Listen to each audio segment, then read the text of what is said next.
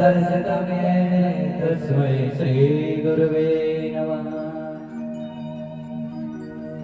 बंसी की बिहारी की आरती गाओ। बड़े भाव से ताली सेवा करते हो। कल की कथा प्रसंग में आप सभी लोगों ने श्री सुखदेव जी महाराज के जन्म, श्री परीक्षित जी महाराज के जन्म एवं किस प्रकार से परमात्मा के द्वारा कही गई बातों को ना मानने का, शास्त्रों के द्वारा कही गए नियम विधियों का निषेध करने का परिणाम, भगवान के द्वारा विभिन्न रूप धारण करके अपने भक्तों की किस प्रकार से रक्षा की गई है, इन सभी बातों का प्रमाण श्रीमद् भागवत महापुराण में मिला है। हम सभी लोग अनायास ही स्वभाववश कभी कभी गुनगुनाते भी रहते हैं, ना जाने किस वेश में आकर नारायण मिल जाते हैं। इस प्रकार के जो विभिन्न भाव हैं हम लोग गाते तो अक्सर हैं, लेकिन उसका प्रमाण, ये शब्द किन संत महात्माओं के द्वारा लिखे गए होंगे और किन परिस्थितियों में लिखे गए होंगे, इन सभी बातों का प्रमाण हम सभी लोगों को श्रीमद् भागवत महापुराण में उपलब्ध होता है। और हम सभी लोगों के द्वारा द्वितीय स्कंद में किस प्रकार से श्रीमद् भागवत महापुराण रूपी कथा का संवाद प्रारंभ हुआ, विदुर मैत्रेय संवाद एवं भगवान श्री कपिल जी के जन्म की कथा को हम सभी लोगों ने संक्षिप्त रूप में श्रवण किया था। इन्हीं कपिल देव जी महाराज जो कि देवहूति जी के घर में अवतरित होते हैं, इनको श्री हरि जी का साक्षात स्वरूप बताया गया है। और कल भी मैंने आप सभी लोगों को अवगत कराया कि विभिन्न प्रकार से ज्ञान वैराग्य के उपदेश उनके द्वारा किए गए हैं। बोलिए संत भगवंत की जय हो। तो विभिन्न प्रकार के धार्मिक उपदेश उनके द्वारा किए गए हैं। और इतना ही नहीं, आप सभी लोग, मैं नहीं जानती महाराज, पर कुछ लोगों ने जरूर सांख्य दर्शन का नाम सुना होगा। उस सांख्य दर्शन में बड़ी ही ज्ञान और वैराग्य, रूप रस गंध स्पर्श इत्यादि प्रकार के पंच तत्वों से बने शरीर, आकाश इत्यादि की बड़ी ही विस्तृत बातें की गई है, जो महाराज सामान्य जनमानस के हृदय की बात नहीं है कि समझ सके। बोलिए संत भगवंत की जय हो। तो पूछ न ले कैसा दिखता है, और महाराज काला दिखता है, सफेद थोड़ी ना हो जाएगा पूछ लेंगे तो। खैर महाराज सभी ने देखा है भंवरा। उस भंवरे के विषय में ही चर्चा हो रही है कि वो भंवरा जो अपने दांतों के माध्यम से, अपने डंक के माध्यम से लकड़ी में भी छेद कर देता है। अक्सर आप सभी लोगों ने देखा होगा खिड़की वगैरह में एक गोल सा छिद्र उसके द्वारा कर दिया जाता है। इतनी महाराज उसके भीतर शक्ति होती है। लेकिन वही भंवरा, उसका कार्य होता है, उसका भोजन होता है कि पुष्पों से रस लेता है। क्या करता है? पुष्पों से रस ग्रहण करता है। और एक पुष्प से उस भंवरे को इतनी आसक्ति हो जाती है कि महाराज वो भंवरा, आप सभी लोग ध्यान देकर के सुनिएगा, जो आ रहे हैं उनको आने दीजिए, आप लोग पहले आ गए उसका लाभ उठाइए, ध्यान से सुनिएगा। एक बार उस भंवरे को एक पुष्प से आसक्ति हो जाती है। और कैसे आसक्ति? तो वो भंवरा पुष्प के ऊपर बैठा हुआ उसका रस लेने में इतना मस्त था कि उसको पता नहीं लगता है कि कब संध्या का समय हो गया और रात हो गई, फूल बंद हो गया, और फूल से बाहर कैसे जाए। तो वो भंवरा पुष्प के भीतर बैठा और विचार कर रहा है कि रात्रि गमिष्यति भविष्यति सुप्रभात, रात्रि गमिष्यति, रात्रि जब चली जाएगी। तो जमाने में क्या रखा है महाराज? आप लोग सोचो कि जमाने में आनंद है तो कितना आनंद है, मुझसे बेहतर आप लोग जानते होंगे, क्योंकि आप सभी लोग उस आश्रम का बहुत आनंद ले रहे हैं। आनंद हम कह रहे हैं, इसका विपरीत जो भी होता है समझ लीजिए। दिन प्रतिदिन किसी न किसी प्रकार का कष्ट लगा रहता है और व्यक्ति को चाहिए कि जब ईश्वर की कृपा से, क्योंकि मैंने विगत दिनों में भी निवेदन किया है कि ऐसा वर्णन आया है, सठ सुध रही सत्संगत पाए, पारस परस उदात सुहाई, बिनु सत्संग विवेक न होई, राम कृपा बिन सुलभ न सोई। कि व्यक्ति, आप और हम सभी लोग जो हैं, हम लोगों का ये जो सांसारिक जीवन है ये बड़ा ही सठतापूर्ण है। अगर हम लोग बहुत ज्यादा सीधे बने रहे तो महाराज पड़ोसी सुबह शाम आकर के पूजा करके चला जाए तो थोड़ी सी दुष्टता भी करनी होती है। तो व्यक्ति को चाहिए कि इन सभी प्रपंचों के साथ साथ थोड़ा संतों का संग भी रखे, महात्माओं का संग रखे, ब्राह्मणों का संग रखे, सत्संग का श्रवण करे। क्यों? ताकि हमें विवेक की प्राप्ति हो, हमें राम जी की कृपा की प्राप्ति हो। और अगर वो कृपा प्राप्त हो जाए और हमारा मन सत्कार्यों की ओर प्रवृत्त हो जाए, क्योंकि महाराज ये कोई ऐसी बात नहीं है कि कहीं पुराणों इत्यादि में ही इसका वर्णन आया है, हम लोग अपने साधारण जीवन में भी देखते हैं क्या कि महाराज अगर आप लोग बुरा कार्य करने जाओ ना, कोई खराब काम आप करने जा रहे हैं, सभी माताएं ध्यान से सुनिएगा, वार्तालाप के लिए महाराज पूरा जीवन बचा हुआ है, लेकिन कथा के लिए 1-2 घंटा ही है।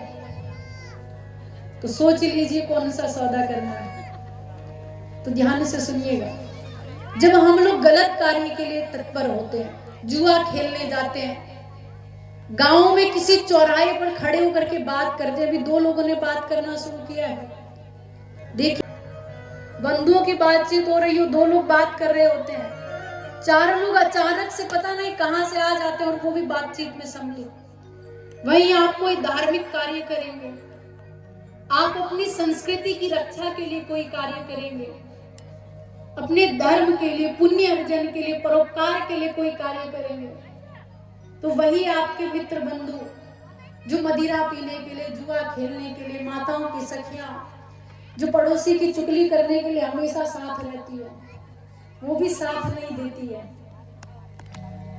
कहने का भाव है कि जब व्यक्ति अच्छे मार्ग की ओर चलता है तब कम ही लोग उस मार्ग में चलते हैं, बुरे मार्ग की ओर तो बहुत लोग साथ दे देंगे। और अगर ईश्वर की कृपा से आप लोगों को वो मार्ग मिला है, क्योंकि महाराज आप सभी लोग कथा पंडाल तक पहुंचे हैं और ये साधारण बात नहीं होती है। मैंने कल भी कहा था कि कोई कितना चाह ले कथा में आना नहीं आ सकता है जब तक राधा रानी जी का आदेश ना हो जाए। राधा रानी जी बुलाए तो कोई वैसी बड़ी बात नहीं है, परंतु व्यक्ति अपनी इच्छा से नहीं जा सकता है। और जब व्यक्ति धर्म के कार्यों की ओर अग्रसर होने लगे, पूजा पाठ करने लगे, तो व्यक्ति को चाहिए कि उसका दुराव करे। ये विधि महाराज वर्णित की गई है। कपिल देव जी महाराज भी कहते हैं, रामचरितमानस में श्री तुलसीदास जी महाराज जी कहते हैं, बड़ा सुंदर लिखते हैं, जोग जुगति तप मंत्र प्रभाव,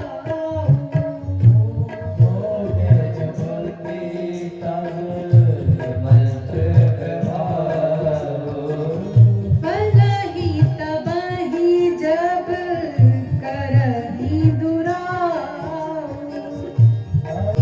ईश्वरी अंश जीव अविनाशी, ईश्वर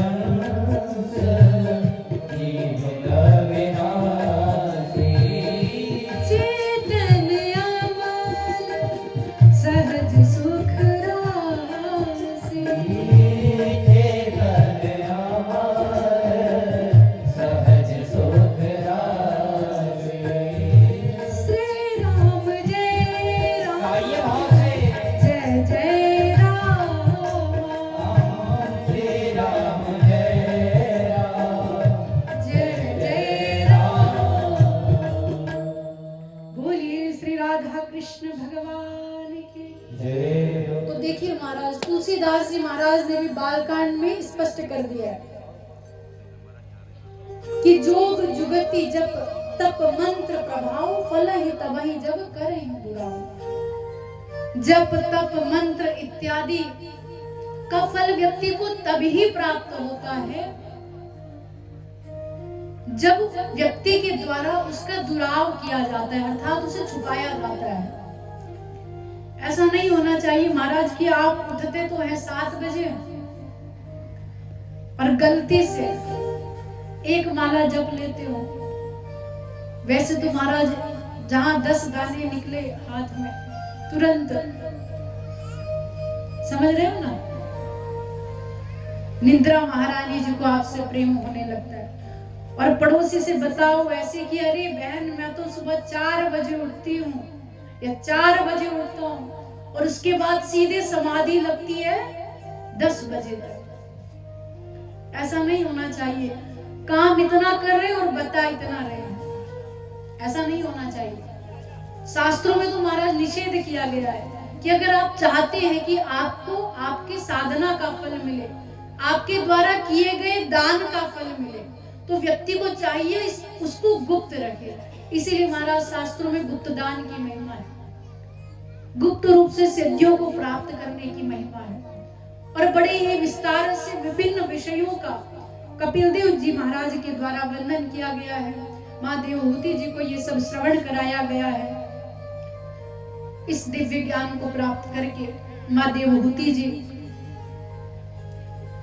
वन की तरफ जाकर के भगवान के भजन में लीन हो जाती है और अपने प्राणों को परमात्मा में लीन करती है। इसी के साथ महाराज तृतीय स्कंद को विराम किया गया है। हम सभी लोग चतुर्थ स्कंद में प्रवेश करेंगे। चतुर्थ स्कंद में बड़े ही विस्तार के साथ सृष्टि वर्णन का प्रसंग आया है। वेदव्यास जी महाराज वर्णन करते हैं, सुखदेव जी महाराज श्री परीक्षित जी महाराज को इस विषय में बताते हैं। परीक्षित जी के प्रश्न करने पर कि प्रभु सृष्टि के विस्तार के विषय में भी थोड़ा बताइए। तब विभिन्न रूप से विस्तार करने के बाद सुखदेव जी कहते हैं, हे राजन, मनोस्तु सतरूपाय तिस्त्रिया कन्याश्च जगिरे आकूति देवहूतिश्च प्रसूतिरिति विश्रुताः। ये राजन मनु और शत्रुपा जी की 3 पुत्रियां और 2 पुत्र हुए हैं। मैंने कल भी निवेदन किया था, तीनों पुत्रियां के अनुसार आकुति, देवहूति, प्रसूति जी, 2 पुत्र प्रेमवत और उत्तानपाद जी हुए हैं। देवहूति जी के विषय में पूर्व में ही परीक्षित जी महाराज की मन की जिज्ञासा के अनुसार सुखदेव जी महाराज वर्णन कर चुके हैं। जो कथा हम सभी लोग कल श्रवण किए, उन्हीं के वंश में कपिल देव जी हुए थे। अब महाराज आकुति जी, इनके भी विभिन्न कन्याओं का वर्णन आया है। इनको 13 कन्याओं की प्राप्ति हुई है, जिनका विवाह अग्नि जी के साथ किया गया है। और विभिन्न प्रकार से आगे महाराज श्री प्रसूति जी के वंश का वर्णन किया गया, बताया गया इनकी भी सभी कन्याओं को संतान की प्राप्ति हुई है। परंतु संयोगवश भव अर्थात भगवान श्री शंकर जी के साथ जिस कन्या सती जी का विवाह हुआ था, उनको संतान की प्राप्ति नहीं होती है। कारण क्योंकि पिता दक्ष प्रजापति जी का दामाद श्री शंकर जी से द्वेष हो जाता है और उस द्वेष की कथा को बड़े ही विस्तार के साथ चतुर्थ स्कंद में वर्णन किया गया है। रामचरितमानस इत्यादि में भी बड़े विस्तार के साथ इसका वर्णन हुआ है। अतः हम सभी लोग यहाँ पर इसको संक्षिप्त रूप में श्रवण कर रहे हैं। शिव महापुराण में भी इसकी चर्चा आई है। तो महाराज सती जी के पिता दक्ष प्रजापति जी का शंकर जी से द्वेष होने के कारण मां सती जी यज्ञ में सती हो जाती हैं। अपने पति परमपिता श्री शंकर जी महाराज के अपमान के कारण विभिन्न प्रकार के संदेश यहाँ पर भी इस कथा के माध्यम से हम सभी लोगों को मिले हैं और शिक्षा मिली है अंततः कि हम लोग को चाहिए कि ब्रह्मा विष्णु महेश और यज्ञ का जो विधान है उस विधान के अनुसार प्रति एक देवता को स्थान इत्यादि देकर के पूजा इत्यादि का जो विधान है उसको पूरा करना चाहिए। अगर हम लोग यज्ञ के विधान को पूरा नहीं करते हैं तो उससे किस प्रकार का दोष हो सकता है उसका विस्तार से वर्णन किया है। समय सीमा को ध्यान में रखते हुए हम सभी लोग कथा प्रसंग को श्रवण कर रहे हैं। अब महाराज मनु शत्रुपा जी के जो 2 पुत्र हैं उनका वंश वर्णन करते हुए कहा गया है। सर्वप्रथम महाराज जो कनिष्ठ पुत्र हैं उत्तानपाद जी महाराज, इनके विषय में वर्णन करते हुए श्री सुखदेव जी महाराज कहते हैं, हे राजन परीक्षित, अथातः कीर्तये वंसा पुण्य कीर्ति कुरुद्वः स्वयंभुवस्यापि मनोर्हरे रंसांस जन्मनः।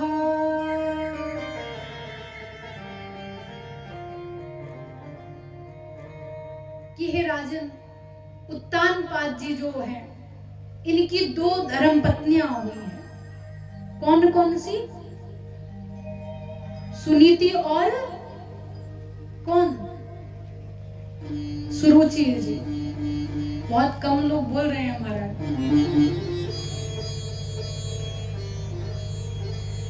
अब या तो 2 ही कारण हो सकते हैं, या तो जानकारी नहीं है या फिर पड़ोसी से शर्म आ रही होगी। सुन लेगा तो क्या सोचेगा, ऐसा आप शब्द कैसे बोल दिया। तब महाराज शर्म नहीं आती है जब सुबह सुबह घर में उठ करके भजन सुनाते हो। कौन से भजन? परमात्मा के नहीं, दूसरे वाले भजन जो होते हैं, समझ रहे हो ना। कथा पंडाल में यहाँ पर महाराज शर्म नहीं करनी चाहिए। जो घर पर आप लोग भजन सुनाते हो ना आपस में, उसमें शर्म करनी चाहिए। तो उत्तानपाद जी की 2 धर्म पत्नियां हुई हैं, सुरुचि जी और सुनीति जी। और संयोग देखिए महाराज, ये उत्तानपाद और कोई नहीं है, आप और हम सभी हैं। और आपकी और हमारी सभी की, चाहे वो स्त्री हो या पुरुष हो, सभी की 2 धर्म पत्नियां होती है, एक सुरुचि और एक सुनीति। सुरुचि से तात्पर्य क्या है? सुरुचि का अर्थ क्या है? जो महाराज अपनी रुचि के अनुसार कार्य करे, मन के अनुसार कार्य करे। मन कहे कि चलो आज कथा में नहीं जाएंगे, आज पकौड़ियां बनाकर खाएंगे, तो महाराज तुरंत कथा में जाने का जो रूपरेखा बना था, प्लान जो हुआ था, वो सब कैंसिल। ये सब जो कार्य कराती, कौन कराती है? सुरुचि नामक जो धर्म पत्नी है, वो सबकी है, माताओं की भी है। ऐसे मत सोचिएगा कि आप लोग उसमें नहीं है, सभी लोग। और दूसरी कौन है? सुनीति। सुनीति का क्या कार्य होता है? सुनीति का अर्थ क्या है? तो सुनीति से तात्पर्य है जिसकी महाराज अच्छी नीति हो, सुंदर सुंदर विचार हो, और अपने उन सुंदर विचारों पर व्यक्ति अग्रसर हो। जैसे महाराज भर्तृहरि जी के द्वारा लिखा गया नीति शास्त्र, उसमें बड़ी सुंदर सुंदर नीति की बातें की गई है कि किस प्रकार से आहार निद्रा भय संततित्वम सामान्य में तत्पशु भी नराण ज्ञानम ही तेषाम अधिकम विशिष्टम ज्ञाने नहीं ना पशु भी नराणाम। उसमें बड़ी सुंदर सुंदर बातें बताई गई। और हम सभी लोगों को चाहिए कि अगर हमें संस्कृत पढ़ना नहीं आता तो हिंदी में ही पढ़िए, लेकिन पढ़िए।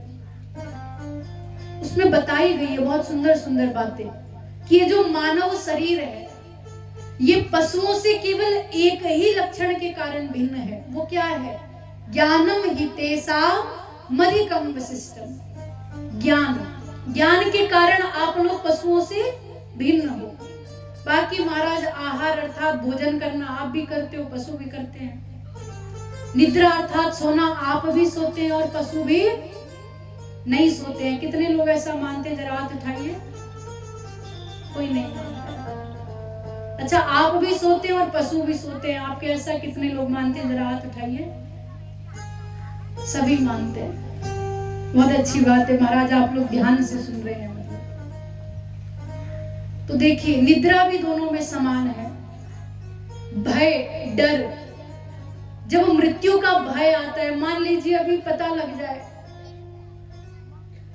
कि आपके गांव के पास में कहीं पर ज्वालामुखी के साक्ष्य मिले हैं और कुछ ऐसा होने वाला है।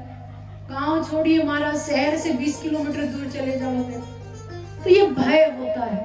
और जब व्यक्ति को प्राण का भय होता है, तो व्यक्ति हो या पशु, सब बचाव के लिए कार्य करते हैं। ये भी समान है। और संतान उत्पत्ति का जो गुण है, ये मानव में भी है और पशु में भी है। केवल ज्ञान ही एकमात्र ऐसा गुण है जो पशुओं से भिन्न हम सभी लोगों के भीतर है। पशुओं के भीतर ज्ञान नहीं होता है। वो अपने विवेक के आधार पर चीजों का निर्धारण नहीं कर पाते कि हमारे लिए क्या सही है, क्या गलत है। और व्यक्ति को चाहिए कि उस ज्ञान के माध्यम से, अपनी बुद्धि के माध्यम से, सांसारिक कार्यों के साथ साथ इहलोक के साथ साथ अपने परलोक का विचार करते हुए भगवान का भजन करे। और ये बातें हमको कौन बताती है? सुनीति। लेकिन महाराज होता क्या है, जिस प्रकार से उत्तानपाद जी महाराज सुरुचि को प्रेम करते हैं, वैसे ही हम सभी लोग भी सुरुचि को प्रेम करते हैं। हमारा सुनीति के प्रति झुकाव नहीं होता है, अच्छे कार्यों के प्रति झुकाव नहीं होता है, अच्छी नीति के प्रति झुकाव नहीं होता है। मन जो करा ले उस तरफ महाराज। और उत्तानपाद जी महाराज की भी यही स्थिति थी। उत्तानपाद जी महाराज को सुरुचि और सुनीति दोनों से एक एक पुत्र थे। सुनीति के पुत्र का नाम ध्रुव था, सुरुचि के पुत्र का नाम उत्तम था। आप सभी लोग अवगत होंगे कि संतों का भाव है कि एक बार ध्रुव जी महाराज राजमहल में प्रवेश करते हैं। पिता की गोद में बैठने की इच्छा होती है। सुरुचि के द्वारा उठा करके किनारे कर दिया जाता है और कुछ इस प्रकार के शब्द कह दिए जाते हैं कि अगर पिता की गोद में बैठना है तो उसके लिए सुरुचि के गर्भ से जन्म लेना होगा। और ऐसा करने के लिए तुम्हें भगवान को प्रसन्न करना होगा। वही तुम्हें ऐसा आशीर्वाद दे सकते हैं कि तुम्हें मेरे गर्भ से जन्म मिले। तो महाराज ध्रुव जी महाराज बड़े ही दुखी होकर के रोते हुए अपनी मां सुनीति के पास पहुंचते हैं। मां सुनीति पुत्र को रोता हुआ देख करके जान जाती है कि कुछ तो हुआ है। लेकिन महाराज देखिए सुनीति को, ध्यान दीजिएगा, सुनीति जो है वो अभी भी महाराज अपने पुत्र से क्या कहती है, अपने पुत्र की स्थिति को देखती है तो क्या कहती है? ये होती है महाराज सुंदर नीति। और सुंदर नीति ही ऐसा कह सकती है। क्या कहती है? तो वेद व्यास जी महाराज लिखते हैं कि सुनीति जी कहती हैं कि दीर्घम स्वसंति ब्रजिनस्य पारा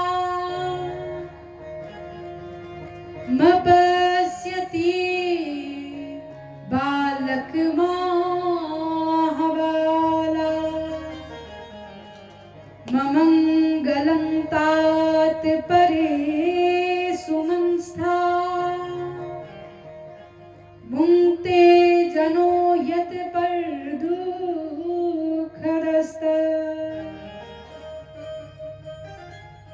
कि सुनीति को देखिए, देख रही है, दीर्घम स्वसंति ब्रजनस्य पारा, राजमहल में ध्रुव के साथ हुए कृत्य से ध्रुव बहुत दुखी है और लंबी लंबी सांसें लेकर के ध्रुव जी रो रहे हैं। तब भी माँ कहती है कि हे ध्रुव, देखो तुम ममंगलम तात परे सुमनस्ता, तुम किसी भी प्रकार के अमंगल की कल्पना अपनी माता की मत करना। और वैसे भी उन्होंने अगर तुमसे कहा है कि भगवान का भजन करना है तो उसमें बुराई क्या है? तुम्हें भगवान का भजन करना चाहिए। परंतु सुरुचि के गर्भ से जन्म लेने के लिए नहीं, बल्कि संसार रूपी चक्कर से मुक्त होने के लिए। कौन सा चक्कर? जिसके विषय में शंकराचार्य जी कहते हैं क्या? पुनरपि जननम पुनरपि मरणम पुनरपि जननी जठरे शयनम भज गोविंदम भज गोविंदम भज गोविंदम मूढ़मते। ये जो बार बार जन्म लेना मरण का जो ये चक्कर है, हम लोग बार बार जन्म लेते हैं, फिर कीट पतंग इत्यादि बनते हैं, फिर 84 लाख योनि भुगतने के बाद मानव योनि मिलती है।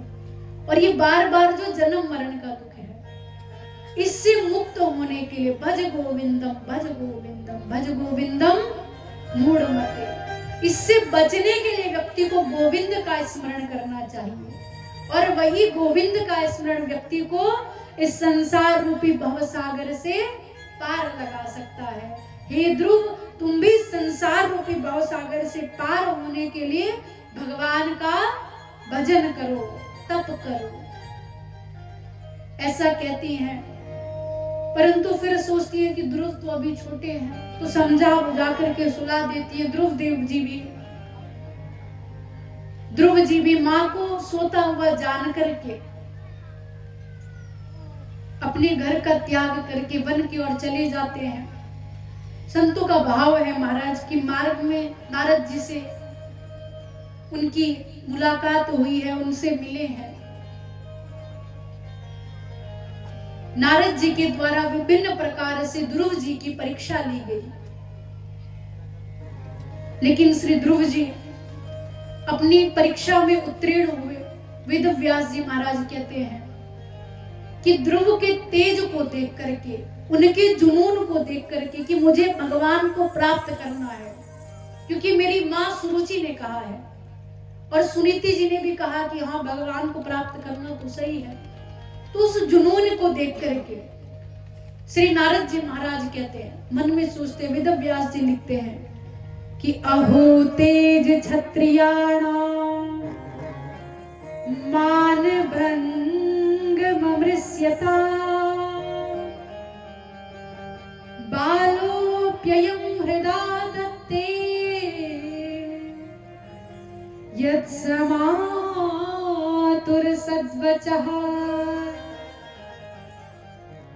कि अहो तेज क्षत्रियाणाम, क्षत्रियों का तेज देखिए।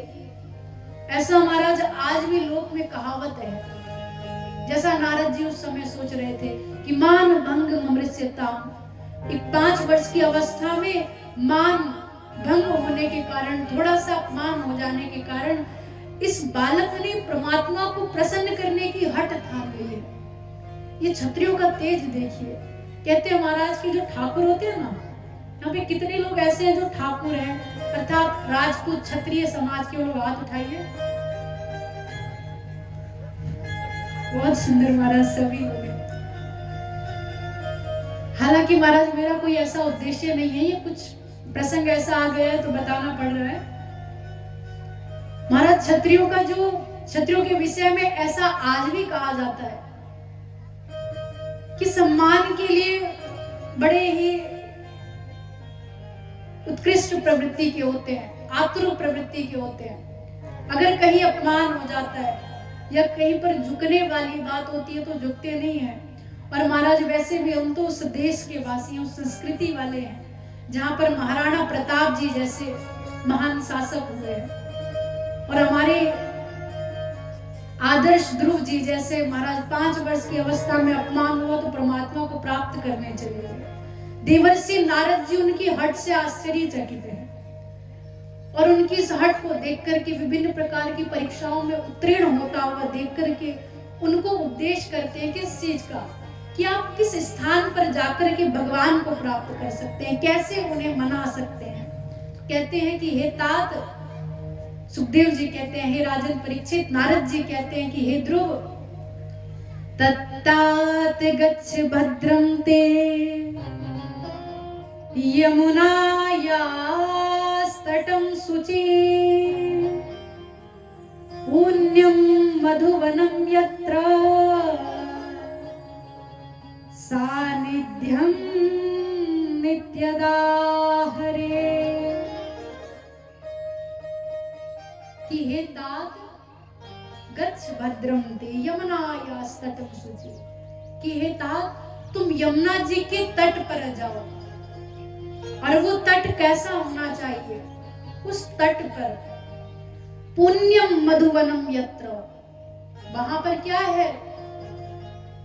मधुवन है। और कैसा? बड़ा ही पावन मधुवन है, जहां पर भगवान श्री कृष्णचंद्र जी ने लीलाएं की है। उस मधुवन में जाओ, क्योंकि वहां पर सानिध्यम नित्यदा है।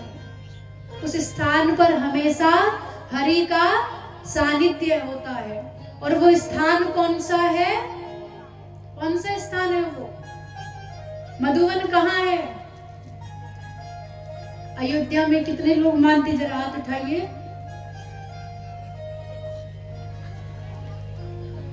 कुछ 10%। अवध में नहीं महाराज, वृंदावन में है। कहां पर है? थोड़ा जोर से बोलिए। वृंदावन में। वहीं पर भगवान श्री कृष्णचंद्र जी ने बाल लीलाएं की है। अयोध्या में तो श्री रामचंद्र जी ने की है। अभी महाराज राम मंदिर का भी उद्घाटन होने वाला है। डेली आप सभी लोग न्यूज में देखते होंगे, पर क्या देखते हैं आप ही जाने। अब आपके मन की बात तो नहीं जान सकते है ना, त्रिकालदर्शी तो है नहीं नारद जी महाराज, ईश्वर के छोटे से दास हैं। अब आप लोग न्यूज में क्या देखते हो आप ही जाने। यहाँ पर वृंदावन धाम की बात हो रही है, उस पुण्य तट की बात हो रही है। श्री ध्रुव जी महाराज नारद जी से उपदेश पाकर के तुरंत पुण्य मधुवनम जत्वा, जहां पर पुण्य मधुवन है और नित्य हरि का सानिध्य रहता है, उस स्थान पर भगवान का भजन करने के लिए पहुंच जाते हैं। 6 मास के भीतर उन्हें ईश्वर की प्राप्ति हुई है, क्योंकि महाराज उन्होंने मन में ये स्वीकार कर लिया था कि हे प्रभु, मैं आपकी मर्जी का क्या हूं? गुलाम हूं। अब आप जैसा भी करवा लो, मैं तो दास हूं तुम्हारा। और इस इच्छा से उन्होंने तपस्या की है। प्रारंभ में महाराज बेर का फल खाया, फिर भाव है महाराज की सूखे पत्ते खा करके, 1 मास जल पीकर और फिर वायु पी करके उनके द्वारा तप किया गया है। और अंत में ये सोच लिया कि प्रभु अगर आप दर्शन नहीं दोगे, आप चाहते हो कि मेरा गोविंदाय नमो नमः हो जाए, तो भी कोई बात नहीं। फिर महाराज नियम बनाया कि मास में 1 बार ही वायु मिलेगी, जैसे हम लोग श्वास लेते हैं ना और फिर छोड़ते हैं, तो उन्होंने नियम बनाया कि 1 ही बार लेंगे। अब महाराज श्री हरि जी अपने भक्त की चिंता होने लगी। क्यों? क्योंकि ध्रुव जी मान लिए हैं कि प्रभु जैसा मन आप करा लीजिए, मैं तो आपका सेवक हूं। और हम सभी लोगों को भी ध्रुव जी से शिक्षा लेनी चाहिए। क्या? कि जिस प्रकार से ध्रुव जी महाराज मन में सोच रहे हैं कि प्रभु मैं आपकी मर्जी का गुलाम हूं, आप जो मन करवा लीजिए, वैसे ही हम लोगों को भी अपने जीवन की डोर श्री बिहारी जी के चरणार बिंदु में रखनी चाहिए। जब भी बिहारी जी दर्शन करने जाएं, किसी भी मंदिर में जाएं, तो जाकर के यही निवेदन कीजिए। क्या? बड़ा सुंदर भाव है हमारा, सभी लोग श्रवण करेंगे। बोलिए श्री बाके बिहारी लाल की जय। बड़ा सुंदर कह रहे हैं, तेरी मर्जी का मैं हूँ गुलाम, मेरे अलवेल शाम। तेरी मर्जी का मैं हूँ गुलाम, तेरे अलवेल राम। तेरी मर्जी का मैं हूँ गुलाम, मेरे अलवेल शाम। मर्जी का मैं हूँ गुलाम, तेरे अलवेल श्याम।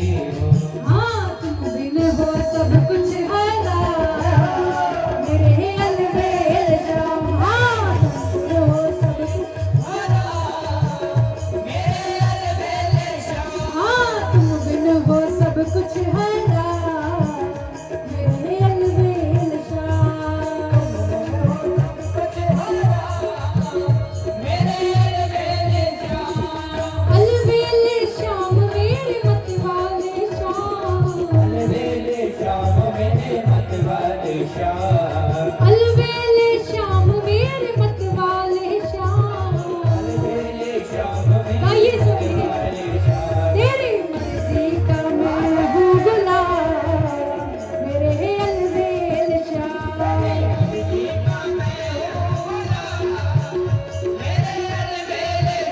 मेरे मत वाले श्याम। और देखिए महाराज भक्त क्या कहता है कि हे प्रभु, अगर आपको अभी भी विश्वास नहीं होता है कि मैं वाकई में अपने जीवन की डोर आपके हाथों में समर्पित कर लिया हूं, तो अब आप जो भी करोगे, जैसे ध्रुव जी महाराज कह चुके हैं, अब आप बजाइए या फिर उभारिए, वैसे ही संत भी कहते हैं कि हे प्रभु, अब ये जीवन आपके हाथों में, जो भी करना है कर लीजिए। क्यों? क्योंकि तेरी रजा में अब कर ली है राजी, तेरी रजा में अब कर ली है राजी, तेरी रजा में अब कर ली है राजी। तेरी रजा में अब कर ली है राजी। कितने लोग ऐसे हैं जिन्होंने बिहारी जी की रजा में राजी की, अपना जीवन बिहारी जी को समर्पित किया? जरा हाथ उठाइए।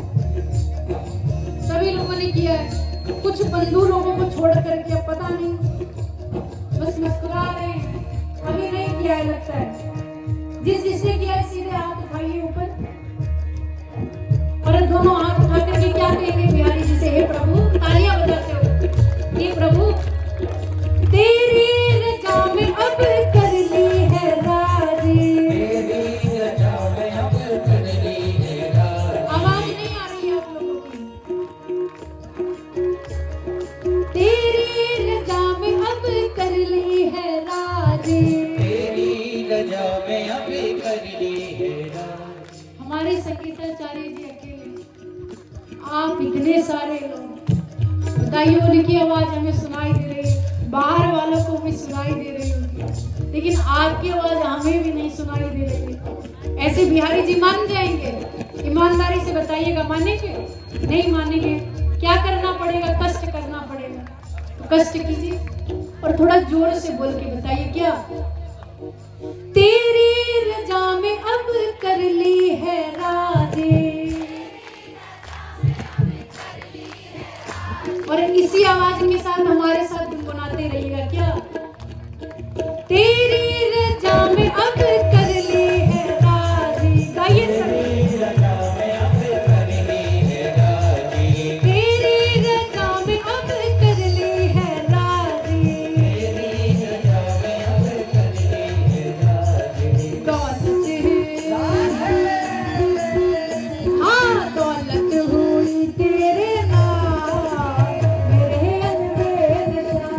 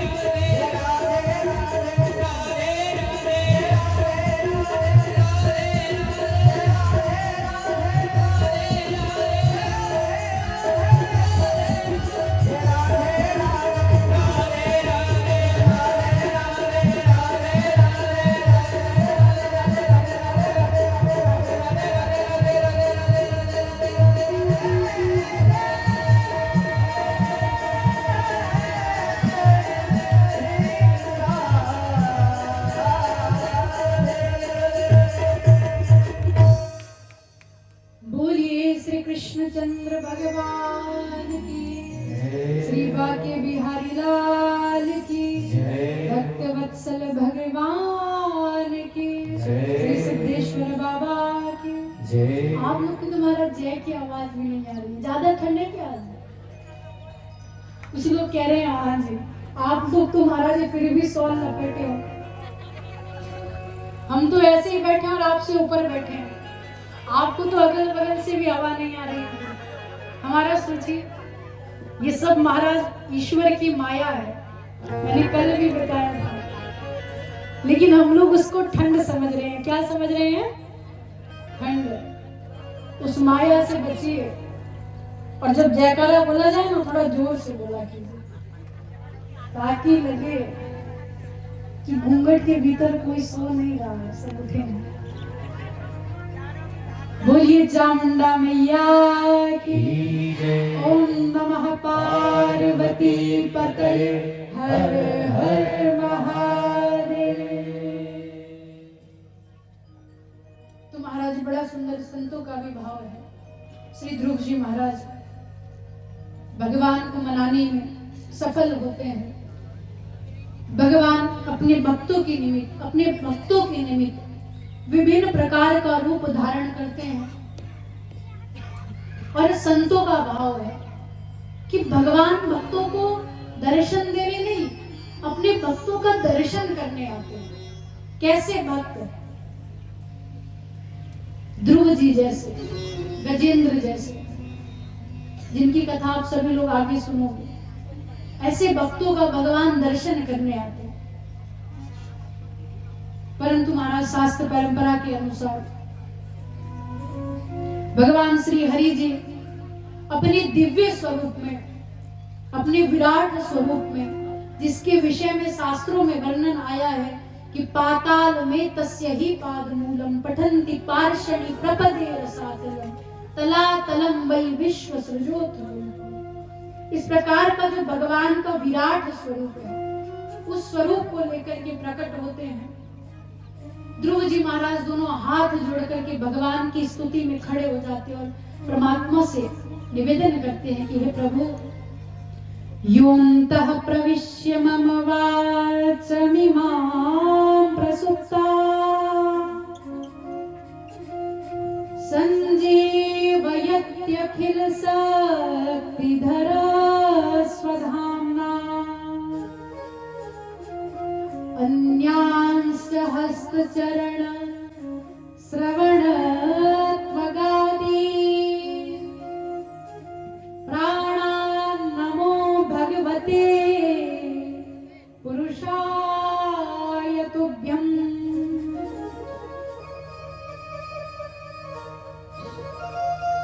कि योऽन्तः प्रविश्य मम वाचमिमां प्रसुप्ता, कि हे प्रभु, मेरे भीतर की सोई हुई सरस्वती को जगाने वाले जो परमात्मा है, उनको वंदन किया है, और विभिन्न प्रकार से बड़े ही विस्तार के साथ ध्रुव जी के द्वारा भगवान श्री हरि को वंदन किया गया।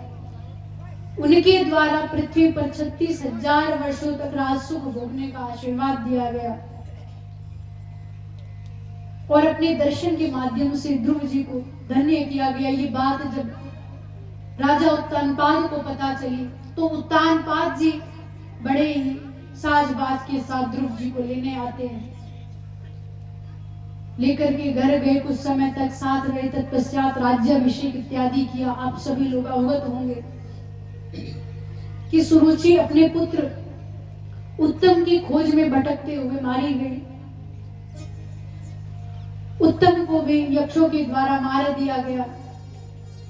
ध्रुव जी 36,000 वर्षों तक पृथ्वी पर अपनी प्रजा का पालन करते हैं, तत्पश्चात भगवान के दिव्य धाम को गए हैं। इसके बाद महाराज बड़ी सुंदर श्री पृथु जी महाराज की कथा को श्रवण कराया गया है। प्राचीन वरही जी का संवाद आया है, और इसी के साथ चतुर्थ स्कंद के अंतिम अध्याय में एक बड़ी ही सुंदर बात कही गई कि व्यक्ति का जो परम धर्म हुआ करता है, मैंने कल भी निवेदन किया था कि व्यक्ति का जो शरीर है ये किस लिए मिला है।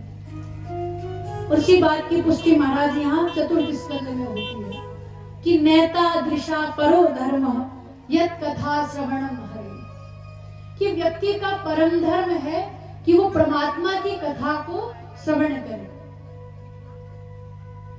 भगवान के दिव्य संकीर्तनों को सुने और उसके माध्यम से अपने मन को श्री बिहारी जी के चरणार बिंदु में ले जाए। इस प्रकार का श्री पृथु चरित्र आदि के माध्यम से उपदेश किया गया। इसी के साथ चतुर्थ स्कंद को विराम किया गया है। पंचम स्कंद में महाराज हम सभी लोग प्रवेश करेंगे। बड़ा ही सुंदर श्री वेद व्यास जी महाराज पंचम स्कंद में वर्णन करते हैं स्वयंभू मनु जी के जो ज्येष्ठ पुत्र हैं प्रियव्रत जी, और उनके स्वभाव के विषय में बताते हुए कहते हैं कि प्रियव्रतो भागवत आत्मा रामः कथं मुने गृहे रमत्यन्मूलः कर्म बंधः पराभवः। बड़ा सुंदर कहते हैं कि प्रियव्रतो भागवत आत्मा रामः कथं मुने। जो प्रियव्रत जी महाराज हैं ये कोई साधारण व्यक्ति नहीं है, साक्षात श्री भागवत है। भागवत शब्द से क्या तात्पर्य है?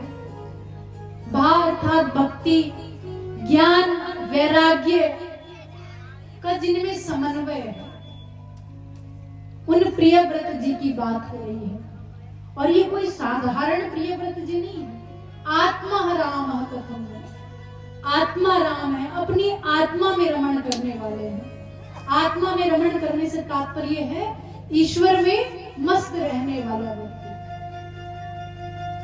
कई बार महाराज हम आत्मा राम से गलत तात्पर्य ले लेते हैं। जो दुष्ट प्रवृत्ति के लोग होते हैं ना,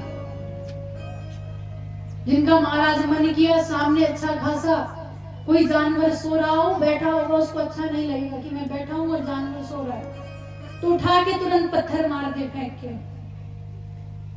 कई बार हम लोग ऐसे लोगों को आत्माराम कह देते हैं। वो लोग आत्माराम नहीं होते हैं महाराज,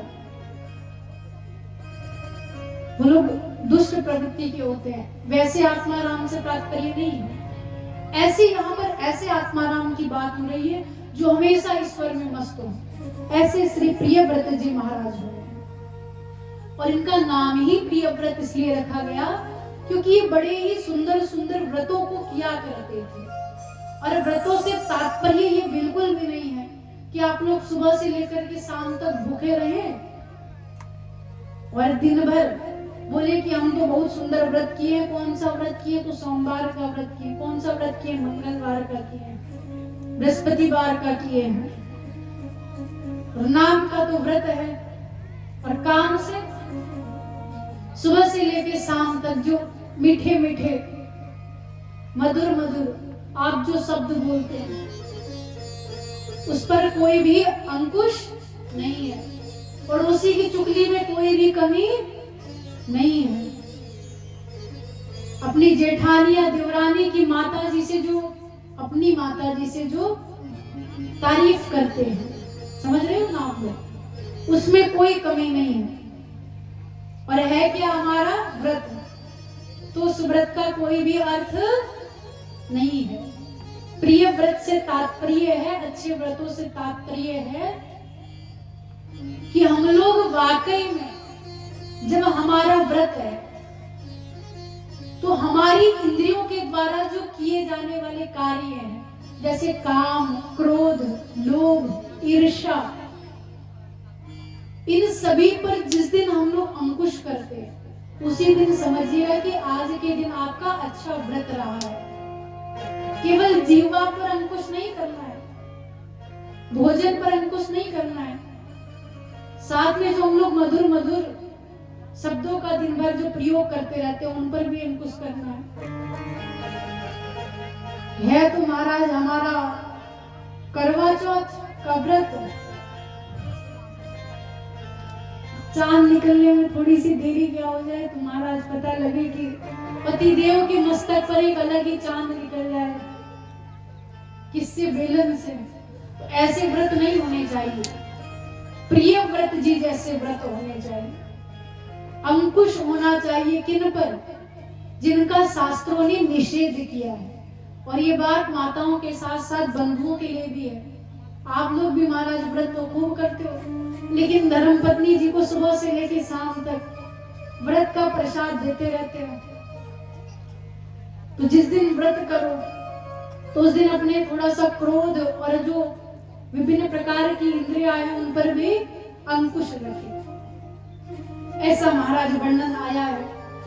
और ऐसे श्री प्रियव्रत जी महाराज, जब व्यक्ति का जीवन प्रियव्रत जी जैसा होता है, जब आप लोगों के व्रत ऐसे सुंदर होने लगे, कैसे सुंदर, जैसे आजकल के सांसारिक करते हैं वैसे सुंदर, हाँ या ना? नहीं, हाँ क्या कहें, सभी महाराज एक जैसे नहीं होते हैं। आप सभी रुस्तमपुर वासी तो बहुत प्यारे लोग हैं महाराज। प्रियव्रत जी आप लोग के सामने क्या है? हास्य का विषय हमारा। तात्पर्य है कि जीवन में प्रियव्रत जी से शिक्षा लीजिए, किस प्रकार के व्रत करने, किस प्रकार से केवल भूखा रह जाना व्रत नहीं है।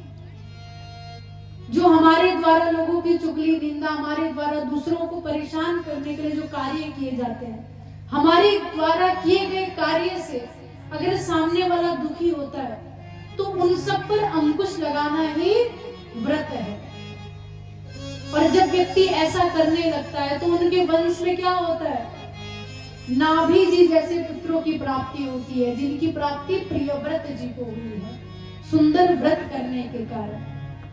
हम लोग को चाहिए कि अगर प्रियव्रत जी के जैसे आप लोग भी चाहते हैं कि आपके वंश में नाभि जी उत्पन्न हो, ऋषभदेव जी महाराज उत्पन्न हो, तो जीवन में सदाचार को धारण करें। कैसा आचार? जो पुराणों में और संतों महात्माओं के द्वारा बताया गया है, जो आप सभी लोग कथाओं के माध्यम से सुनते हैं। ऐसा महाराज प्रियव्रत जी महाराज शिक्षा देते हैं। इन्हीं के वंश में नाभि जी के पुत्र ऋषभदेव जी हुए हैं। बोलिए श्री ऋषभदेव महाराज की जय। ये ऋषभदेव जी महाराज कोई साधारण व्यक्ति या साधारण राजा नहीं है महाराज। इनको साक्षात श्री हरि जी का स्वरूप बताया गया है। इनको जैन धर्म का प्रथम प्रवर्तक के रूप में भी जाना जाता है। आप सभी लोग अवगत होंगे। और इन्हीं के वंश में आगे चल करके भरत जी महाराज जैसे तपस्वी हुए हैं, जिनके द्वारा विभिन्न प्रकार से प्रजा का पालन करने के बाद गृहस्थ आश्रम का त्याग करके भगवान का भजन करने के लिए मस्त हो गए थे। संयोगवश महाराज अंत समय में एक मृग का स्मरण रहने के कारण इनको अगला जन्म मृग का मिला है। मृग जन्म में भी पूर्व जन्म की स्मृति बने होने के कारण, संक्षिप्त में महाराज हम सभी लोग कथा प्रसंग श्रवण कर रहे हैं, ध्यान दीजिएगा। मृग जीवन में भी पूर्व जन्म की स्मृति बने रहने के कारण ये एकादशी इत्यादि का व्रत किया करते थे। तत्पश्चात अगले जन्म में इन्हें एक ब्राह्मण के घर में जन्म मिला। स्वभाव से जन्म से ही परम विद्वान थे, क्योंकि इन्हें अपने पूर्व जन्म की विद्याएं स्मृत थी, याद थी, इनकी स्मृति में थी। परंतु सांसारिक प्रपंच से बचने के कारण इनके द्वारा अपने ज्ञान का प्रदर्शन नहीं किया गया। राजा रघुगण जी को विभिन्न प्रकार से उपदेश देकर के भगवान का भजन करते हुए इनके द्वारा अपने जीवन को धन्य किया गया है। तत्पश्चात पंचम स्कंद के ही अंतिम अध्यायों में भूगोल, खगोल और 28 नरकों का वर्णन आया है। अगर महाराज कभी भी आपके मन में कोई शंका हो कि हमारे द्वारा ये पाप किया गया, इसकी क्या सजा होगी, तो लगभग हमारे द्वारा जो सामान्य जीवन में पाप हो जाते हैं उनकी चर्चा पंचम स्कंद के अंतिम अध्यायों में की गई है। और उनकी क्या सजा मिलती है महाराज, बड़े विस्तार से भयानक नरकों का वर्णन किया गया है कि पर पुरुष और पर स्त्री का गमन करने वाले लोगों को किस प्रकार से नरक में गंध मूर्ति का स्पर्श दिया जाता है, किस प्रकार से ब्राह्मण द्रोही गौ द्रोही व्यक्ति को तेल की गर्म कढ़ाई में उबाला जाता है। ये सब चीजें महाराज स्पष्ट रूप से लिखी है। समय के अभाव के कारण संक्षिप्त में हम सभी लोग श्रवण कर रहे हैं। तत्पश्चात पाताल लोकों का वर्णन आया है। 7 जो नीचे के लोग हैं, 7 ऊपर के लोग हैं, उनका वर्णन आया है। इसी के साथ पंचम स्कंद को विराम किया गया है। षष्ठम स्कंद में प्रवेश करने से पूर्व हम सभी लोग कुछ क्षण महाराज भगवान नाम संकीर्तन करते हुए कि किस प्रकार से व्यक्ति सांसारिक कर्मों में और संसार में आगे बढ़ने में तत्पर हो जाता है और इस जीवन का जो वास्तविक उद्देश्य है उसको भूल जाता है। ये सभी बड़े विस्तार के साथ पंचम स्कंद में वर्णित है। तो उसी भाव को हम सभी लोग श्रवण करेंगे कि किस प्रकार से व्यक्ति को चाहिए कि जीवन में परमात्मा का नाम स्मरण करें, क्योंकि ये संसार महाराज कुछ समय का खेल है। कभी भी व्यक्ति के जीवन का अंत हो सकता है। ये किराए का घर है। ये जो जीवन है ये किराए का घर है। राजा हो, रंक हो, कोई भी हो, उसको ये जीवन कभी ना कभी ये संसार छोड़ करके जाना है। आया है सो जाएगा, राजा रंक फकीर। जो भी आया है वो जरूर जाएगा। इसीलिए व्यक्ति को चाहिए कि अपनी मृत्यु को ध्यान में रखते हुए कर्म करे। और जब भी व्यक्ति अपनी मृत्यु को याद रखेगा ना, वो कोई गलत कार्य नहीं करेगा। बड़ा सुंदर महाराज भाव है, हम सभी लोग श्रवण करेंगे। बोलिए श्री बांके बिहारी लाल की जय हो। जीवन मौत का खेल है पगले, ओ जीवन मौत का खेल है पगले, काहे रोना धोना, जितनी चाबी भर दी राम ने उतना चले ठिकाना, जितनी चाबी भर दी राम ने उतना चले खिलौना। ओ जीवन मौत का खेल है पगले, काहे रोना धोना, जीवन का खेल है पगले।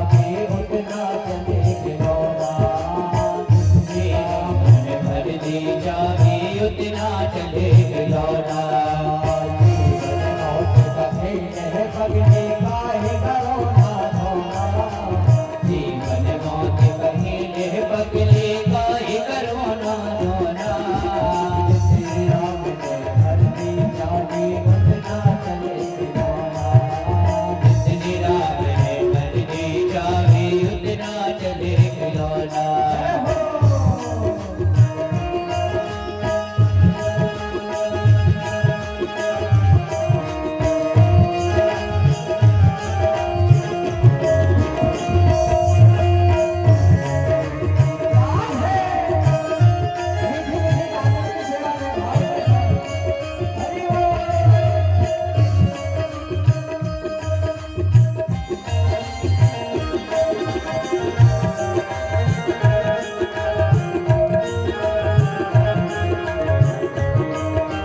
हरि बोल सभी तालियां बजाओ।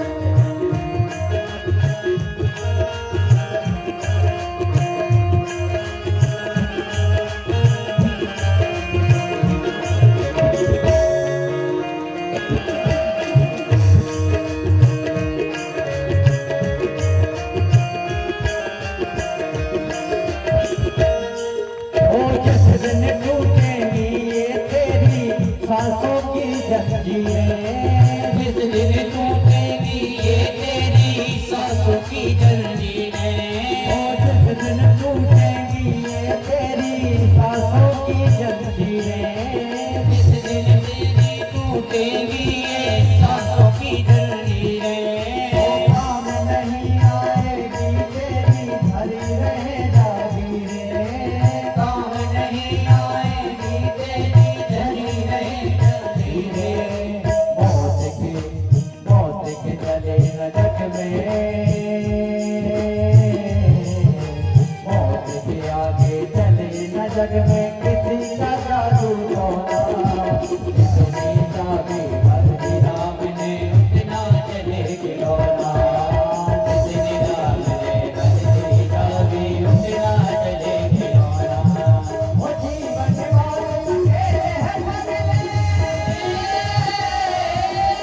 जीवन वाले अकेले हैं बदले काहे करो ना रोना जितनी चाबी भरती राम ने उतना चले खिलौना जितनी राम ने भरती चाबी उतना चले खिलौना वो जितनी चाबी भरती राम ने उतना चले खिलौना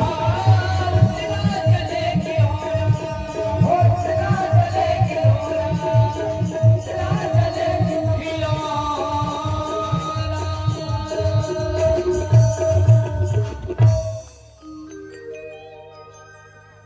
बोलिए श्री बांके बिहारी लाल की, श्री सिद्धेश्वर बाबा की, श्रीमद् भागवत महापुराण की जय जय।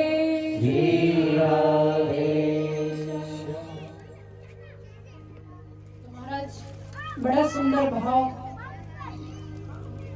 आप सभी लोगों ने श्रवण किया कि जीवन मौत का खेल है प्यारे, और ये जीवन महाराज वाकई में जन्म और मृत्यु का एक खेल है जो पंचम स्कंद में स्पष्ट किया गया है। किस प्रकार से नरकों के माध्यम से ये बताया गया। किसी कवि ने महाराज बहुत सुंदर बात कही है, और आप में से यहाँ पर कितने लोग ऐसे हैं जो काशी विश्वनाथ जी का जिन्होंने दर्शन किया है, जो लोग बनारस गए हैं। आध्यात्म की नगरी कहा जाता है, ज्ञान की भूमि कहा जाता है बनारस को। राहत उठाइए, गए कुछ लोग, उसमें से भी मणिकर्णिका घाट कितने लोग गए, जरा वो लोग हाथ उठाइए। 2 लोग गए, बाकी लोग मन में कह रहे होंगे अरे व्यास जी कैसी कैसी बात कर देते हो, मणिकर्णिका घाट किससे मिलने जाए वहां। पर महाराज वाकई में शंकर जी का निवास स्थान है, और बहुत कथाएं प्रचलित है। समय सीमा को ध्यान में रखते हुए महाराज मैं कभी आगामी दिवसों में आपको मणिकर्णिका घाट की महिमा बताऊंगा। उस स्थान पर महाराज 24 घंटे चिताएं जलती रहती हैं और हजारों की संख्या में। वहां पर महाराज एक बात लिखी हुई थी। जब मैं 2019 के आसपास गई, अभी तो महाराज वहां पर पेंट होकर के दूसरी बात लिख दी, लेकिन जब मैं 2019 के आसपास जब पहली बार वहां गई थी, तो वहां पे एक बड़ी सुंदर बात लिखी थी कि एक दिन चले थे घूमने, मन में भरे अरमान थे। एक दिन चले थे घूमने, मन में भरे अरमान थे। एक तरफ थी झाड़ियां, एक तरफ शमशान थे। एक तरफ थी झाड़ियां, एक तरफ शमशान थे। लगी हड्डी को जब ठोकर, लगी हड्डी को जब ठोकर, तो हड्डी के ये बयान थे कि चलने वाले संभल कर चल, हम भी कभी इंसान हैं। जीवन में महाराज कभी भी ये घमंड मत पालिएगा कि आज हम यहाँ हैं। व्यक्ति कुछ भी बन जाए महाराज, कितना बड़ा अरबपति व्यक्ति हो जाए, खरबपति हो जाए, आप देश के प्रथम नागरिक ही क्यों ना हो जाए, आप सभी लोग समझ रहे होंगे मेरा इशारा किस पद की ओर है। आप लोग देश के प्रथम नागरिक भी हो जाएंगे, उसके बाद भी जो व्यक्ति की अंत्येष्टि क्रिया है, अंत समय सबका एक जैसा होने वाला है। उसके बाद अगर कुछ याद करने योग्य रह जाएगा तो वो क्या रहेगा? अगर हमारे द्वारा कुछ अच्छे कर्म किए गए हैं।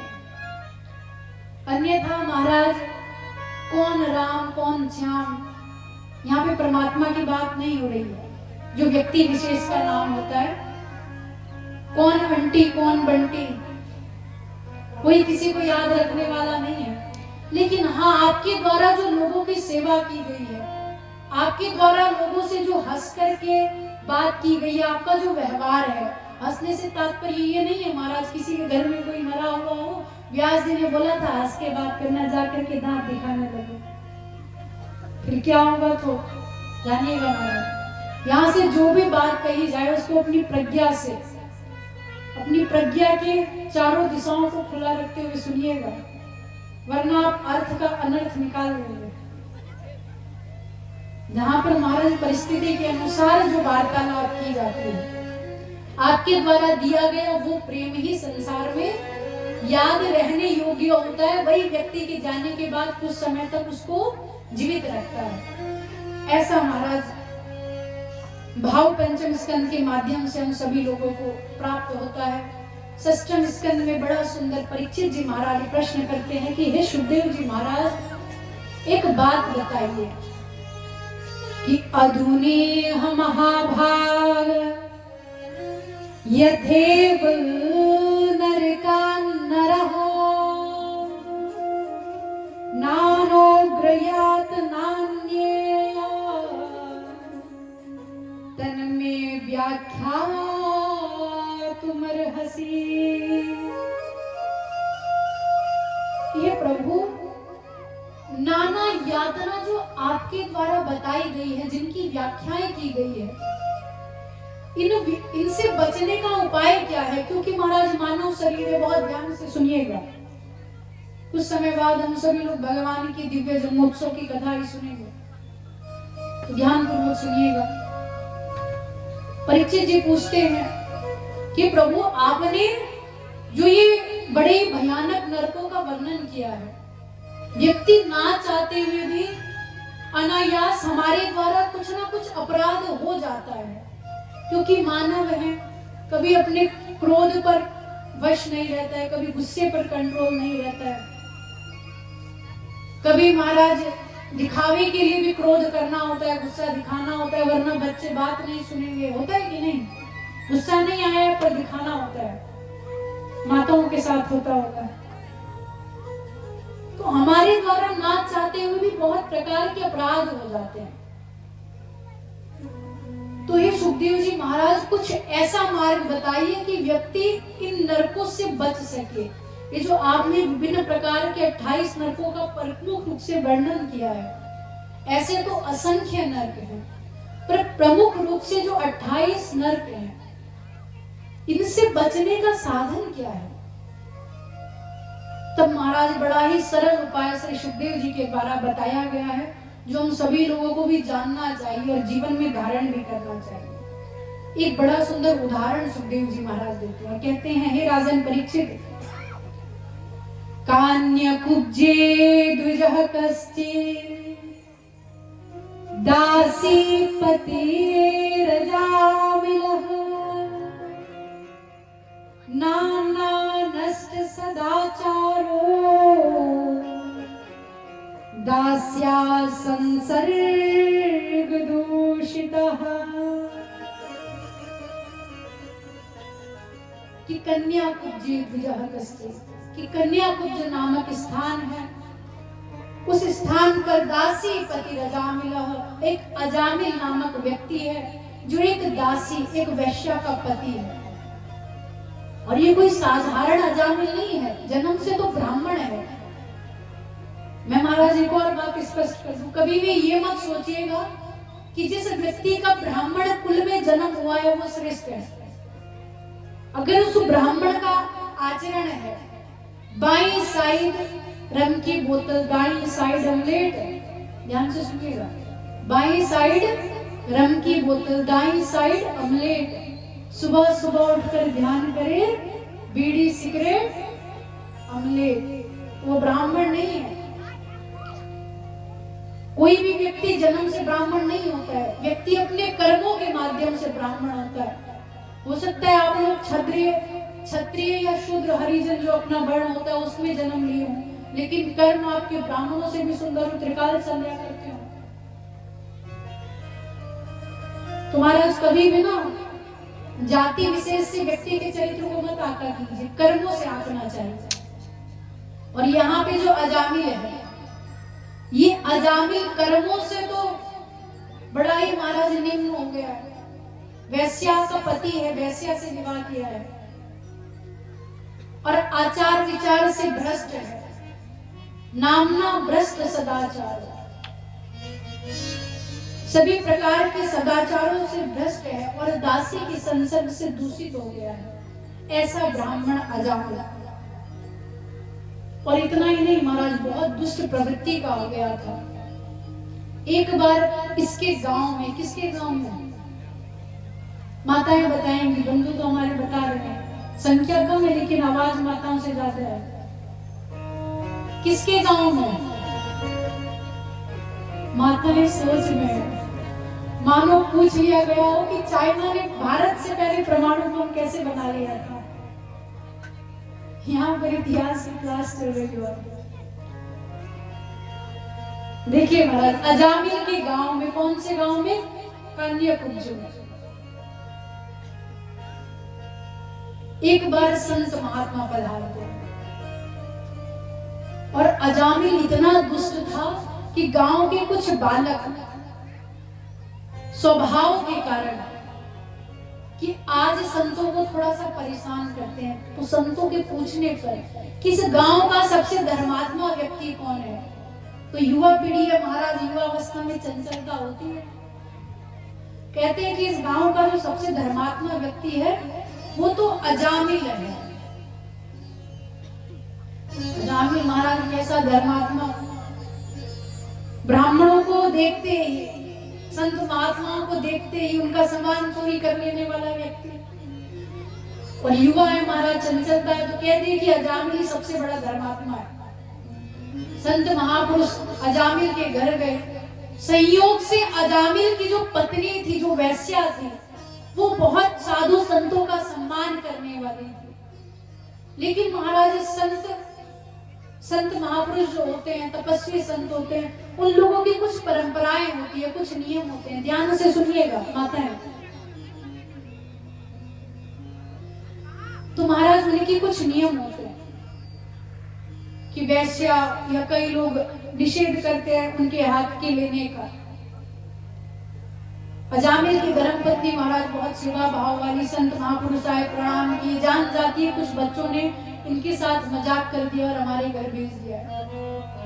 संत लोग अलख निरंजन की आवाज लगाते हुए भिक्षा का निवेदन करते हैं। तो महाराज तुरंत वैश्य अपने बारे में सब कुछ बताते हुए कुछ सूखा सामान लाकर के संतों को दे देती है। इतने में अजामिल आ जाता है, कहता है अरे तुम इनको क्या दे रही हो? वैसे महाराज अजामिल को अपनी आंखों से डराती है। आंखों से कैसे डराते हैं आप सभी लोग जानती होंगे माता, बंधु लोग भी जानते होंगे कैसे डरना होता है। कह रहे हैं हाँ जी जानते हैं। तो वही वैसे ही अजामिल को डराया गया। अजामिल महाराज चुपचाप खड़ा हो जाता है। वैश्या कहते हैं जाओ प्रणाम करो और बोलो कि बड़े सौभाग्य से हे संत महापुरुष आपके दर्शन हुए हैं। अजामिल महाराज इतना बड़ा दुष्ट, जीवन में पहली बार अच्छी बात कैसे निकल जाए मुझसे, बोलता है जाकर के प्रणाम करता है, कहता है कि हे संत महापुरुषों आज तुम्हारा परम सौभाग्य है कि तुम्हें मेरे दर्शन प्राप्त होते। संत महापुरुष महाराज समझ गए कि किस कोटि का दूषित हो गया है। जाति से तो ब्राह्मण है, लेकिन संगति का जो प्रभाव है, जो दुष्ट मित्र बनाया है जुआ खेलने वाले, उन सभी का इस पर कितना गहरा प्रभाव है जान जाते हैं। तो महाराज राम राम कहते हुए किनारे जाकर के बैठ जाते हैं। घर के बाहर जो बड़ा सा बगीचा था वहां पर विश्राम करने लगते हैं। प्रातः काल जब जाने लगते हैं संत महात्मा, तो वैश्या हाथ जोड़ करके प्रणाम करती है, कहती है प्रभु कृपा कीजिएगा। संत महापुरुष कहते हैं क्या चाहती हो? क्योंकि तुम्हारे यहाँ पर रात्रि विश्राम किया, कुछ देना तो बनता है। तो वैश्या ने कहा कि प्रभु मैं चाहती हूँ कि किसी प्रकार से मेरा और मेरे पति का उद्धार हो जाए, कुछ उपाय बताइए। तब संतों के आदेशानुसार जो होने वाला बालक है, जो दासी के गर्भ में है, उसका नाम नारायण रखने का आदेश किया। वैश्या ने उस आदेश का पालन किया और अपने सबसे छोटे बालक का नाम नारायण रखा। ध्यान दीजिएगा। और अजामिल महाराज सुबह शाम खाते पीते सोते जागते छोटे बच्चे से ज्यादा प्रेम होने के कारण नारायण नारायण नारायण नारायण बुलाने लगता कि नारायण आओ खा लो, नारायण आओ सो जाओ, नारायण आओ घूमने चलते हैं। और नारायण नारायण कहने लगा। संयोग से अजामिल की मृत्यु समीप आई, कंठ अवरुद्ध हो गया। यमराज जी सामने खड़े, भय के मारे कांपने लगता है। कुछ क्षण तक केवल मुख से नारायण बोल नहीं पा रहे, नारायण मुझे बचाओ, नारायण नारायण निकलता है। तुरंत महाराज देवदूत नारायण को लेने के लिए आ जाते हैं। भैया हमारे प्रभु को पुकार रहा है, इसको यमदूत कैसे ले जा सकते हैं? बड़े विस्तार से महाराज इस कथा का वर्णन है। अब यहाँ पर यमदूतों के और भगवान विष्णु जी के दूतों के मध्य में संवाद होता है। यमदूत अजामिल को अपने साथ ले जाने की जिद करते हैं और अजामिल जो कि मृत्यु की स्थिति में है, देवदूत भी कहते हैं कि इसे हम अपने साथ ले जाएंगे। तो यमराज के दूतों के द्वारा कहा जाता है कि प्रभु आप किस हिसाब से इन्हें अपने साथ ले जाओगे? इसने तो जीवन में कोई भी अच्छा कार्य नहीं किया। उस समय देवदूतों के द्वारा यमदूतों को ये बताया जाता है कि देखो दूतों, भाव कुभाव अनख आलसहु नाम जपत मंगल दिशे दसहु। हमारे प्रभु का नाम कोई भाव में जपे, अभाव में जपे, आलस्य में जपे, किसी भी प्रकार से जपे, उसका जो है सभी प्रकार से मंगल होना तय है। इसने नारायण नारायण पुकारा तो अपने पुत्र को, परंतु इसने पुत्र के ही भाव से बुलाया, लेकिन वो नाम किसका था? हमारे प्रभु का था। और हमारे प्रभु का अगर कोई व्यक्ति एक भी बार नाम ले लेता है तो उसका कल्याण हो जाया करता है। तो इसने तो अपने जीवन के कुछ वर्ष, अंतिम समय के कुछ वर्षों में नारायण आओ नारायण ये करो केवल यही उच्चारित किया है। इसीलिए इसका कल्याण करना अर्थात इसको देवलोक ले जाना हमारा कर्तव्य है। हम तुम्हें अजामिल को अपने साथ नहीं ले जाने देंगे। आपस में महाराज बड़ा भयंकर युद्ध हो जाता है। देवदूत मार मार करके यमराज के दूतों को वापस भेजते हैं। तभी यमराज जी के द्वारा अपने दूतों को समझाया जाता है कि देखो दूतों, सांकेत्यम परिहास्यम वा स्तोभं हेलनमेव च वैकुंठ नाम ग्रहणं शेष मगः हम विदुः। कि हे दूतों, सांकेतम परिहास, संकेत में कोई मजाक में भी अगर नारायण नारायण कह दे, राधे कृष्ण कह दे, तो उसको कभी भी गलती से हाथ मत लगाना, अन्यथा यही दशा होगी जो अभी देवदूतों ने की है। और यही कारण है महाराज कि अजामिल को भगवान का धाम प्राप्त हुआ है। हम लोगों को यहाँ पर क्या शिक्षा मिलती है कि यही कारण है कि हमारे पूर्वजों के द्वारा, हमारे माता पिता के द्वारा हमारा किस प्रकार से नाम रखा जाता था, सीताराम, राधे श्याम। आप सभी लोगों ने सुना होगा, राधे श्याम, राणा, अलाना, गोविंद, कृष्ण, कान्हा, इस प्रकार के नाम इसीलिए रखे जाते थे। महाराज आपके गांव में हरिओम जी, उनका नाम देखिए, हरिओम। पूरे विश्व में कितने बार उनका नाम अंकित